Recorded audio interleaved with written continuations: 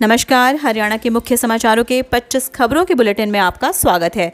आगे बढ़ने से पहले आप हरियाणा के किस जिले से समाचार को देख रहे हैं, अपने जिले का नाम कमेंट सेक्शन में जरूर लिखिएगा। तो चलिए शुरू करते हैं खबरों का सिलसिला।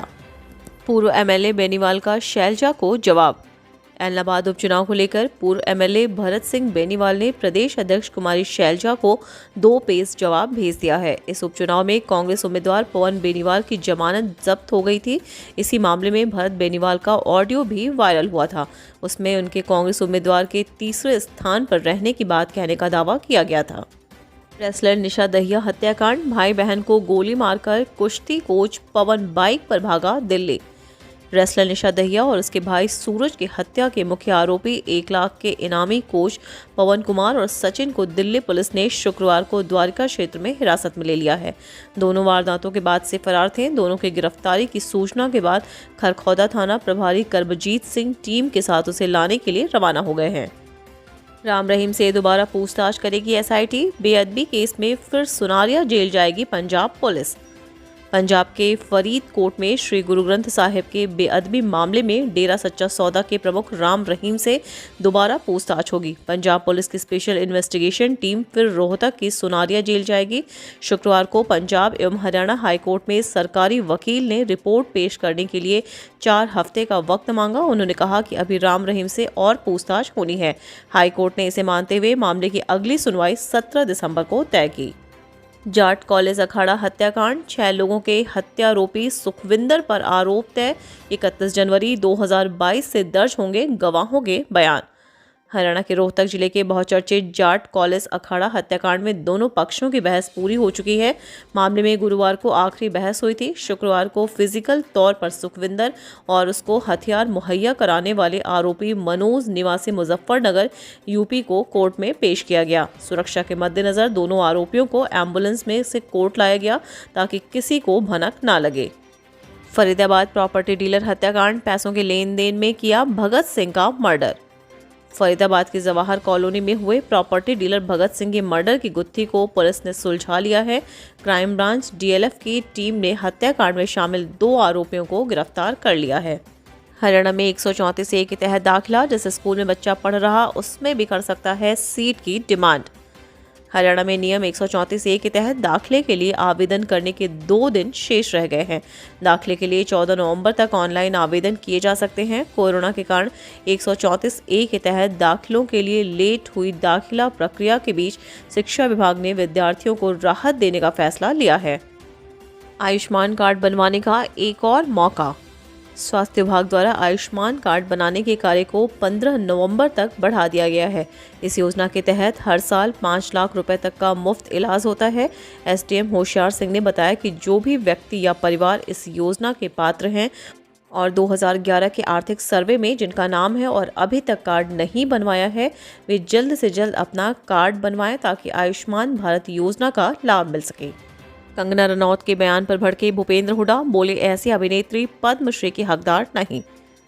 पूर्व मुख्यमंत्री और नेता प्रतिपक्ष भूपेंद्र सिंह हुड्डा ने हाल ही में पद्मश्री से पुरस्कृत अभिनेत्री कंगना रनौत द्वारा देश की आज़ादी के बारे में दिए गए बयान की कड़े शब्दों में आलोचना की है। हुड्डा ने कहा कि किसी को भी देश की स्वतंत्रता और स्वतंत्रता सेनानियों के अपमान करने की इजाज़त नहीं दी जा सकती है। इतना ही नहीं, आज़ादी व आज़ादी के संघर्ष के दौरान हमारे महान स्वतंत्रता सेनानियों के बलिदान को अपमानित करने वाली अभिनेत्री कंगना को जो पद्मश्री पुरस्कार दिया गया है उसे भी वापस लिया जाना चाहिए। हरियाणा कृषि विश्वविद्यालय के एग्री बिजनेस इंक्यूबेशन सेंटर को राष्ट्रीय स्तर पर मिली बेस्ट सेंटर का अवार्ड।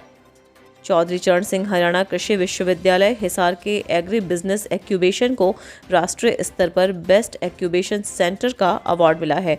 यह अवार्ड खाद्य प्रसंस्करण उद्योग मंत्रालय, भारत सरकार के राज्य मंत्री प्रहलाद सिंह पटेल ने दिल्ली के agri food empowering India award 2021 के लिए आयोजित समारोह में विश्वविद्यालय के कुलपति एवं एबिक के चेयरमैन प्रोफेसर BR काम्बोज को दिया।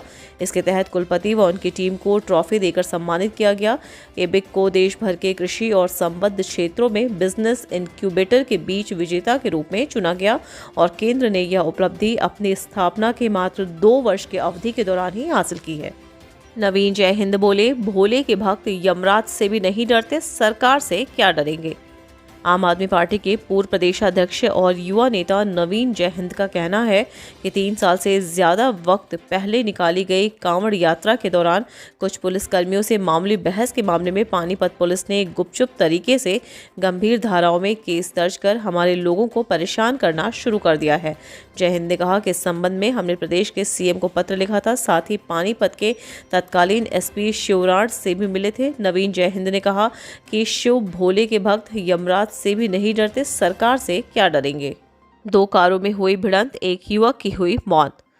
जींद जिले में गांगोली गांव के पास एक हादसा हो गया जहां 2 कारों में टक्कर हो गई। हादसे में कार सवार युवक की मौत हो गई, जबकि हादसे के बाद दूसरा कार सवार युवक मौके से भाग गया। सूचना मिलते ही पुलिस मौके पर पहुंची और अज्ञात कार चालक के खिलाफ मामला दर्ज कर जांच शुरू कर दी है। हरियाणा सरकार ने अफसरशाही में किया बड़ा फेरबदल, कई IAS IPS बदले। हरियाणा सरकार ने शुक्रवार को अफसरशाही में बड़ा फेरबदल किया है, जिनमें IAS IPS व HCS को कुल मिलाकर 24 अधिकारियों को तबादले व नियुक्ति के आदेश जारी किए गए हैं। खाद से भरे ट्रक को बीच रास्ते से रोककर किसानों ने किया जाम, DAP खाद की किल्लत से रोष। प्रदेश सरकार व सिरसा जिला प्रशासन के दावों के उलट सिरसा में DAP खाद की किल्लत अभी भी जारी है। किसानों की ओर से DAP खाद की मांग को लेकर जनता भवन रोड पर सोसाइटी कार्यालय के बाहर खाद से भरे ट्रक को बीच रास्ते रोककर जाम लगाया गया। वहीं जिला प्रशासन द्वारा किसानों की सुध न लेने को लेकर किसानों में रोष नजर आया। किसानों का आरोप है कि प्राइवेट दुकानदार DAP खाद बेच रहे हैं, जबकि सरकारी सोसाइटी में ताला लटका हुआ है और उन्हें किसी तरह की कोई जानकारी भी नहीं दी जा रही है। फसल बिजाई की चिंता को लेकर किसान परेशानी में दर दर भटकने को मजबूर हो गए हैं। डेंगू का हॉट स्पॉट बना फतेहाबाद, अब तक सामने आए 880 मामले। डेंगू के मामले में पूरे हरियाणा प्रदेश में फतेहाबाद हॉट स्पॉट बन गया है। फतेहाबाद में अब तक डेंगू के 880 मामले सामने आए हैं, जो कि हरियाणा में नंबर 1 पर है। दूसरे नंबर पर पंचकुला है। पंचकुला में अब तक 768 मामले सामने आ चुके हैं, जबकि तीसरे व चौथे नंबर पर और 5वें नंबर पर हिसार, सिरसा और सोनीपत है। अब CSC सेंटर पर भी जमा करवा सकेंगे बिजली बिल, नहीं देना होगा अतिरिक्त चार्ज। बिजली निगम के उपभोक्ताओं को अब अपना बिजली का बिल कॉमन सर्विस सेंटर्स पर भी जमा करवा सकते हैं। ऐसे में उपभोक्ताओं को अब बिजली दफ्तर में बिल भरने के लिए लाइन में नहीं लगना पड़ेगा। उपभोक्ता अपने नज़दीकी CSC सेंटर में जाकर अपना बिजली का बिल जमा करवा सकेंगे। इसलिए उपभोक्ताओं को बिजली बिल भरने में कोई परेशानी नहीं होगी। सबसे अधिक फायदा गाँव के उपभोक्ताओं को होगा, जिन्हें बिल भरने के लिए निगम के कार्यालय के चक्कर काटने पड़ते हैं। हरियाणा पुलिस की बड़ी कार्रवाई, ड्रग तस्कर की 6.5 करोड़ की संपत्ति को किया अटैच।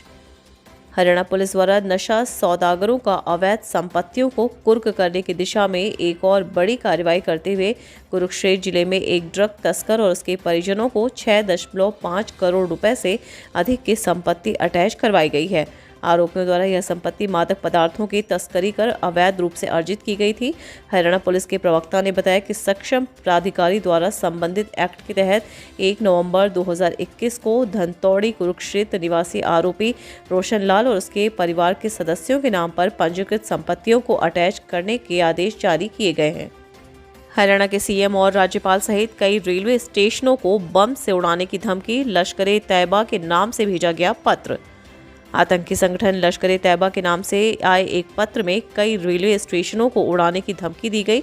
पत्र में रेवाड़ी, हिसार व सिरसा के रेलवे पुलों के साथ राज्य के CM व राज्यपाल को भी बम से उड़ाने की धमकी दी गई है। रेलवे स्टेशनों में अंबाला छावनी के साथ यमुनानगर, सहारनपुर, चंडीगढ़ व शिमला समेत कई स्टेशनों को बम से उड़ाने की बात कही गई है। DRAM को यह पत्र भेजा गया। शिकायत के आधार पर अब छावनी की पड़ाव पुलिस ने पत्र में लिखे नाम मोहम्मद अमीम शेख के खिलाफ केस दर्ज किया है। नाम के नीचे एरिया कमांडर जम्मू कश्मीर भी लिखा गया है। किसान आंदोलन पर हरियाणा के गृह मंत्री का बड़ा बयान, अपना नेतृत्व करने वालों को बदलने के लिए सोचें किसान। कृषि कानूनों के विरोध में लगभग 1 साल से धरनों पर बैठे किसान नेता कानून वापसी को ही घर वापसी का रास्ता बता रहे हैं। किसान नेताओं के इन्हीं बयानों पर अब हरियाणा के गृह मंत्री अनिल विज ने एक बड़ा बयान दे डाला। अनिल विज ने किसानों को बड़ी नसीहत देते हुए कहा कि प्रजातंत्र में हर मुद्दा बातचीत से हल होता है, लेकिन अज्ञान कारणों से ये बातचीत के लिए आगे नहीं आ रहे हैं। अनिल विज ने किसान नेताओं को सवालों के घेरे में लाकर खड़ा करते हुए कहा कि ये किसान हितैषी नहीं है। इनेलो की छात्र इकाई आईएसओ की राष्ट्रीय एवं राज्य कार्यकारिणी की गई भंग, होगा पुनर्गठन। इंडियन नेशनल लोकदल की छात्र इकाई आईएसओ के राष्ट्रीय एवं राज्य कार्यकारिणी को शुक्रवार को तुरंत प्रभाव से भंग कर दिया गया। यह जानकारी देते हुए आईएसओ के राष्ट्रीय प्रभारी अर्जुन चौटाला ने बताया कि इनेलो छात्र इकाई के सभी जिला अध्यक्ष अपने पदों पर बने रहेंगे, बाकी पूरी कार्यकारिणी को भंग कर दिया गया है। हरियाणा के शुगर मिलों को घाटे से उभारने की कवायद, लगाए जाएंगे एथेनॉल प्लांट। हरियाणा सरकार सहकारी चीनी मिलों को घाटे से उभारने के लिए प्रदेश के सभी शुगर मिलों में एथेनॉल प्लांट लगाने जा रही है। मुख्यमंत्री मनोहर लाल ने शाहबाद शुगर मिल से इसकी शुरुआत भी कर दी है और जल्द ही कैथल में 120 के एलपीडी यानी किलो लीटर प्रतिदिन क्षमता का प्लांट लगाया जाएगा। इस प्लांट से तैयार को 20% तक पेट्रोल में मिलाने की केंद्र सरकार द्वारा मंजूरी दी गई है।